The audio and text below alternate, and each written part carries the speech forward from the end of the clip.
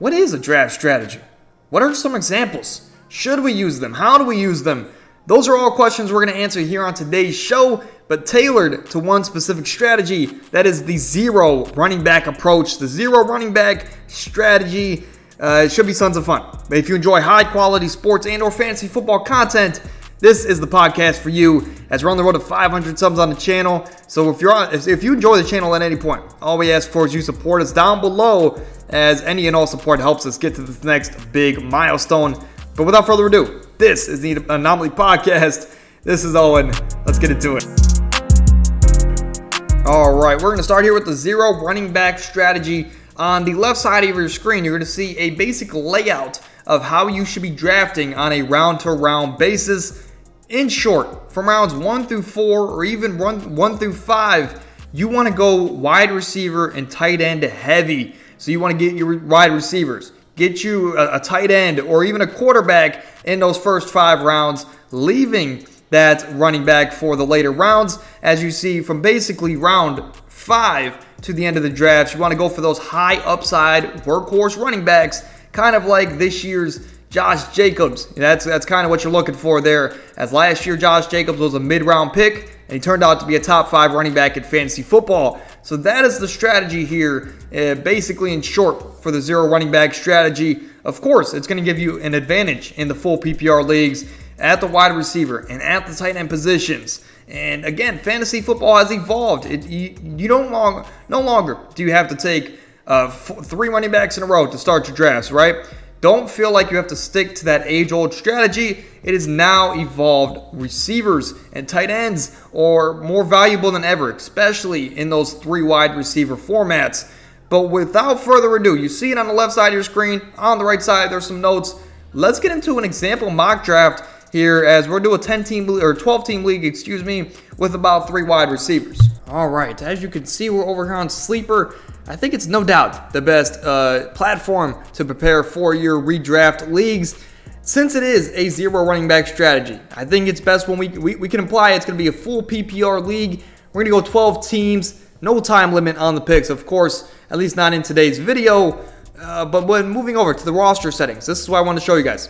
We are going to go with a shallow bench because it's just a prep video. We're not going through a full mock draft, so we're only going to have 5 bench spots. Regardless, we're going to have 3 wide receivers, and that is the key for today's video. So if you're in a league where it's very heavily stacked in the wide receiver position, this might be the strategy for you. So I don't know what draft pick we're going to have as of now. We're going to kind of find out here in just a moment.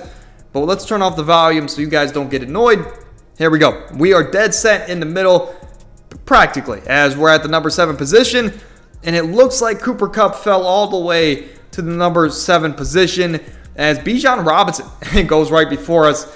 But to start the draft, it was Justin Jefferson at 1. We've seen that a lot this offseason. Christian McCaffrey at number 2, followed by Austin Eckler. Jamar Chase, Travis Kelce goes all the way at 5. They really want to get that positional advantage, which I completely get here in the one tight end league. But then, of course, Bijan went right before us. I've went with Cooper Kupp, and I will say this, if it came down to a draft, if I was drafting today, I would go with Cooper Kupp. However, I haven't had Tyreek Hill in a lot of mock drafts, so that's what we're going to do today. We're going to go with Tyreek Hill to start this draft, as, again, still a top 3 receiver for me in 2023. And if we're doing a 3 wide receiver league, I want a guy that can dominate that position, and that's why I went with Tyreek Hill. So now, round 2, if we're following the strategy, we're just going to go stick to best value at receiver, quarterback, or tight end positions. We could get interesting here and go with a Josh Allen or Jalen Hurts and follow that up with a Devontae Smith. That is definitely a strategy. We could go that route. But Garrett Wilson's another guy that I haven't taken a lot in these draft videos. I think it'd be very interesting to take a Jalen Waddle, which is a guy I love this season. Mark Andrews, of course, is another interesting pick. But if Mark Andrews makes it back to us at the 3-7, I think no doubt we have to go with Mark Andrews at that value. But let's go with Garrett Wilson. Still a top 12 guy for me, as after our Tyreek Hill pick to close out the first round, it was Stephon Diggs. Cooper Kupp falls to 9 with that hamstring injury. Saquon Barkley, Patrick Mahomes at the 111. That is surprising, but you'll have that in your common leagues. And then CeeDee Lamb and A.J. Brown close out the first round and open up the second. Then it was Jonathan Taylor. Man, Team 11 is going for it all as they go Pat Mahomes in the first, and then Jonathan Taylor with all of his questions there in the second round. But then the Sun God, Davante Adams and Nick Chubb led up to our second round pick, in which we took Garrett Wilson.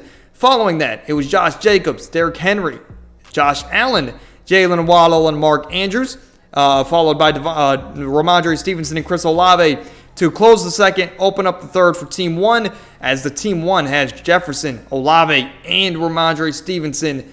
It's no doubt that's one of the best spots to have here in the first 3 picks of your draft. But then following that was Devontae Smith and Tony Pollard following to the early third round. Najee Smith going a little bit early, but I guess get your guys. T. Higgins and DK Metcalf were the last 2 picks. We're back on the clock, and I do notice that there's a lot less red on this draft board than normal. As you see Pat Mahomes, you see Josh Allen, and it's a guy we alluded to earlier, but Jalen Hurts is still on the board, and I think that is no doubt the pick because he is, to me, the best quarterback of the season this year, and I'm going to get him in the third round, in the middle of the third round, Jalen Hurts. As you see, he would have went to Team 8, as Team 8 immediately went with Joe Burrow. But following that, it was Travis Etienne, Breece Hall, Jahmyr Gibbs, which is the guy I was looking at, Calvin Ridley and Ken Walker to close the third and open the fourth for Team 12. Team 12 has a really nice start to their draft.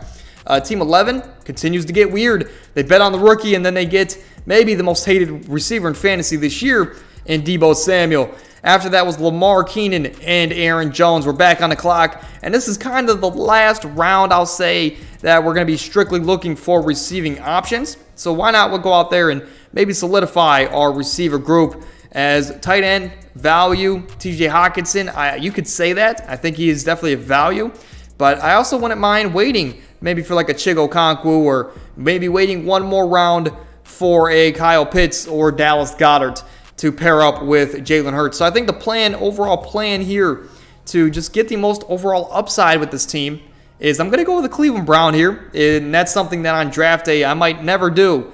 But Amari Cooper, he's a solid veteran. He's going to be the number one in an offense that should be a lot better this year here in Cleveland. So now I have Tyreek Hill, Garrett Wilson, and Amari Cooper. Apparently I love the AFC wide receivers, but that is a really good start to the draft as Team 1 continues to dominate, and we're approaching round 5 here. And I don't think the tight end that I wanted has gone off the board. Excuse the draft board there. Here, we'll close this out. As right now we have 1 quarterback, 3 wide receivers. And I think we're in a pretty good position. To me, Amari Cooper, I think, is a top 20 receiver. Garrett Wilson and Tyreek Hill are 2 top 10 receivers, I believe, at this moment. So I have 3 top 20 wide receivers in a 3-receiver league with the number 1 overall quarterback. I think that is a pretty good start to the draft. And then we want to go out there. We can go crazy. We can get a Kyle Pitts, right? We can go out there and get a J.K. Dobbins, Miles Sanders. But I want to take this strategy to its fullest extent. In the middle of the 5th round, this is going to be a bit of a reach, but I want the overall upside of this pick. I'm going to go with Dallas Goedert, a top 5 tight end option for me in 2023, and I get to pair him with Jalen Hurts. So sure, Dallas Goedert is the 3rd option at best in this offense, behind A.J. Brown, behind Devontae Smith, but it's still a Philadelphia offense that can score 30-plus points each and every week, and I want a part of that. And if I can get one of the best tight end to quarterback duos and stacks for my team, I'm going to do just that. And as you see, Kyle Pitts and Darren Waller both went off the board after that Goddard selection. So Dallas Goedert and Jalen Hurts just give me the most overall upside for my team going forward.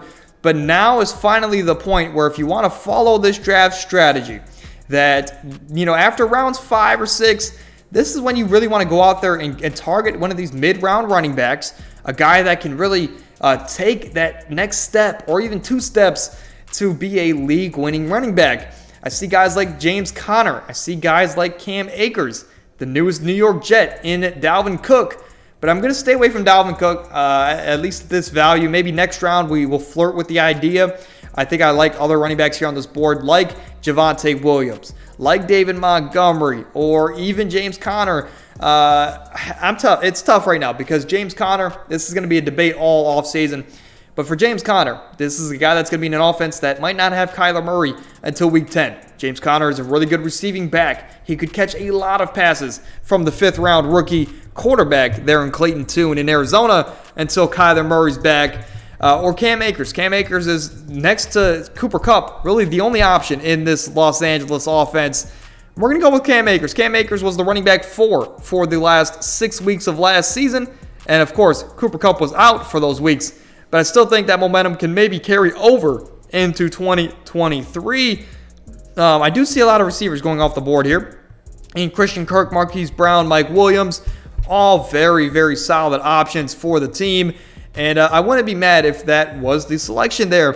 But I do see a receiver here. Do I want to play the ADP game? I don't think I do. I do see Javonte Williams. And I want to say this regarding injuries. If injuries weren't a thing, Javonte Williams would be a top 20 running back this season. I had him at that as my preseason rankings right after last year. And he's a very tempting pick here. But when I see guys like Brian Robinson or Jamal Williams or even David Montgomery below him, I'm okay with taking the risk that he can make it back to us because I want to go out there and draft my favorite player this year, and that's going to be Jordan Addison. So right now we have Tyreek Hill, Garrett Wilson, Amari Cooper, and Jordan Addison in our lineup, not to mention one of the best stacks possible with the best fantasy quarterback in Jalen Hurts next to Dallas Goedert. And Cam Akers is Cam Akers. We're not really looking for much out of Cam Akers, maybe a solid 8 to 10 points a week, right? Antonio Gibson is on the board here next to Brian Robinson. And that first preseason game, again, it's preseason, but that did kind of tell me that this offense is going to be more Brian Robinson heavy than all the reports have said. And for that reason, I'm still going to go out there and get Brian Robinson in the 8th round of this draft to solidify this running back room for one, at least the starting group. And it's going to give us some stability. I think stability is something that this running back room needs if you're going with a high upside build that I'm going with the wide receivers, quarterbacks, and tight ends. You need a guy that's going to be sturdy. And another guy that's going to be sturdy is this man right here, Jerick McKinnon, a guy that I've drafted in some of these mock drafts. And I'm hoping for the life of me that he makes it back to us. Let's check out the quarterbacks. Is there any interesting stacks we could have? Not really, but that's okay. Tight end, we don't need to look there for a couple rounds. Quentin Johnston is a name that kind of sits out to me, as this is a rookie wide receiver out of TCU. Again, TCU, they went to the bowl last year in college football, and Quentin Johnston was a big part of that. Now he's in a Kellen Moore pass-happy offense there in Los Angeles with Justin Herbert, and he has a lot of potential to be relevant in year one, especially because Keenan Allen and Mike Williams are not the most durable wide receivers. We're in round 10 here, a couple rounds left, but let's take a quick reminder of our team, as I've kind of said it a couple times. But on the right side of your screen, bottom right to be specific, there is a quick look at the team there.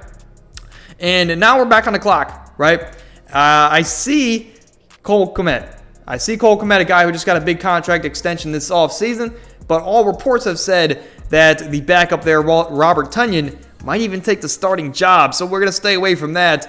Dalton Kincaid, a guy I've been high on all offseason, but I'm not as optimistic after looking deeper into it. He's still an interesting option here to back up Dallas Goedert. Jerick McKinnon is definitely the pick here from me, especially as I see a guy like Chig Okonkwo we could get on the way back. But Jerick McKinnon, a guy that you want to talk about PPR upside, he has brought that for Kansas City the last couple years. Kansas City has a lot of questions to answer in that wide receiver room. And Jerick McKinnon, I mean, the resigning there in Kansas City only solidifies the fact that they want to use him yet again in a receiving role next to Isaiah Pacheco. But Chig Okonkwo did just go. The pick before us, we got sniped here as I got to start getting used to that here in fantasy football. But we're here in the 11th round. We have basically everything. And we can use some insurance there at the running back position. We can use more receiving options. Can use another tight end. But Greg Dulcich, I will say, is an interesting option. But Rashad Bateman is there. That's a very interesting option, as well as a guy like Tyler Boyd, a proven veteran. It gives us some stability there in the wide receiver room. Darnell Mooney is another guy. Right now, I really don't know who to go with, but we are going to go with, actually, I do see Zeke here. Zeke is a very interesting pick. I might do it just for the video, as he might be in a red zone strict role for New England, but you can never trust a Belichick running back, and thus his name is Ramondre Stevenson. But I'm going to go with Tyler Algier, a guy who, at least for the first half of the year, might be the guy for Atlanta in this offense. As Bijan Robinson, they slated him as the third-ranked running back in this depth chart on this Atlanta offense. Of course, a lot of time for that to change, but Tyler Algier showed a lot of promise last year. There's no reason to not use him again this year if you're Atlanta. And Cordell Patterson always has the flexibility to play some receiver. So it could just be a two-headed monster in this backfield for Atlanta. And if any injury happens to Bijan Robinson, hopefully it doesn't, but if any injury happens, Algier is going to be in a really good position, especially in the 11th round, to be a starter on this team, or really any team. But at the end of the day, it's a guy that we can take, hope he explodes, and at the midseason mark for fantasy, he could be a trade asset, as Bijan should eventually take over. But moving over, as Russell Wilson is here, he's a guy who could easily back up Jalen Hurts. Russell Wilson is a top 12 or 13 quarterback for me this year. I know there's a lot of questions about him and how he looked in that first preseason game, but it is just preseason. Regardless, Russell Wilson is on the board. Sam Laporta is an option on the board there, and he might be the pick just for the fact that I haven't drafted a guy like Sam Laporta. Zeke Elliott would probably be the pick here, or even a Tank Bigsby. Tank Bigsby is the backup there for Travis Etienne. Any injury happens to the fragile Travis Etienne, Bigsby is going to be in a big role, no pun intended, here for this Jacksonville offense. I'm going to go with Tank Bigsby, rookie out of Auburn there. As I mentioned, he's quite literally a tank on the field. If you see a picture of him, he's built to last here in the NFL. But can he produce on the field? That is the biggest question for Tank Bigsby. But 3 straight running backs for us, and I think we're at the point here now where you see our rosters kind of filling out. Again, this is a shortened draft, so if this was really just a 13-round draft for me in fantasy, I would definitely go with another quarterback or tight end here, and we still might. Sam Laporta is on the board. He is not, but I do see Michael Mayer, and Michael Mayer, just for the sheer fact that we want to get upside here in this draft, he will be my final selection. Michael Mayer is replacing Darren Waller in that Las Vegas offense. We know Jimmy Garoppolo loves to check down. He loves his tight ends, and Michael Mayer is a really, really good option. At least he has the potential to be here in 2023. That's going to do it for this draft. Again, zero running back, the zero running back strategy. We started this draft with Tyreek Hill, a top 3 receiver for me. We followed that with a top 10 receiver in Garrett Wilson. 2 top 10 receivers to fulfill this strategy. We got a little bit lucky here as Jalen Hurts fell all the way to the middle of the 3rd round. That is incredible value, and I took him without even debating the pick. We followed that up with Amari Cooper in the 4th round, another top 20 guy for me. Then we followed that with Dallas Goedert to get one of the best possible quarterback tight end stacks to give us the absolute most upside that we could have. I followed that up, I believe, with Cam Akers, a solid back there in Los Angeles. Tons of potential. Jordan Addison is another guy we followed up with, as Brian Robinson is another solid running back there. But the running back room, I'll say this, it has potential. We're just 1 injury away from really being an unfair team. I'll say that. As Cam Akers, either he can step up, or Brian Robinson, if any injury happens to Antonio Gibson, or Antonio Gibson gets in his own way, Brian Robinson, his value only increases. Same with Jerick McKinnon, with Isaiah Pacheco, or Algier with Bijan or Cordell Patterson. Even Tank Bigsby. We are 1 injury away from having a workhorse running back, and that happens a lot at the running back position. So we're 1 injury away from being really unfair for this team, as we have the quarterback, we have the tight end, we have the receiving options. We just need 1 guy to step up in that running back room to take this team over the top. So definitely a very viable option, and it's something that I might look to tap into in 2023. But without further ado, that's going to do it for the mock draft here. I wanted to go through a little bit of a strategy with you guys, and then I also gave you some examples. So that's going to do it for today's show. We'll see you guys tomorrow with another podcast here on the channel, as we're going to be going through the AFC and NFC South and giving you their record predictions. But until then, we'll see you guys then. Stay happy, stay healthy. We're out.